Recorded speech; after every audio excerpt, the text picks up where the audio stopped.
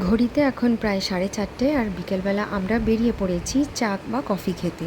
এই অভ্যেসটা আমার অনেক পুরনো, প্রায় 10-12 বছর আগে যখন হস্টেলে পড়তাম ভুবনেশ্বরে, তখন সব বন্ধুরা মিলে একসঙ্গেই চা খেতে যেতাম। আর অভ্যেস পুরনো এত তাড়াতাড়ি কি বদলানো যায়? তা নয়। আর এখানে আমি চলে এসেছি খেতে ফিল্টার কফি। ফিল্টার কফি সাউথে খুবই ফেমাস। আর এই যে কন্টেনারটা দেখছো, এটা তামার, এটাতে খুব সুন্দরভাবে ওরা কফি সার্ভ করে। এই কমপ্লেক্সটার ভিতরে অনেকগুলো ক্যাফে আছে, ছোট বড়।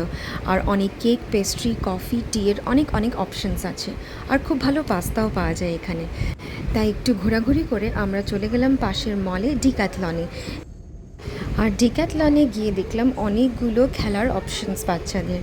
ভাবলাম এই ছোট্ট একটা উইন্ডমিল কিনবো, খুব সুন্দর কালারফুল উইন্ডমিল। তারপরে চলে গেলাম কিছু বল কেনার অপশনস দেখতে।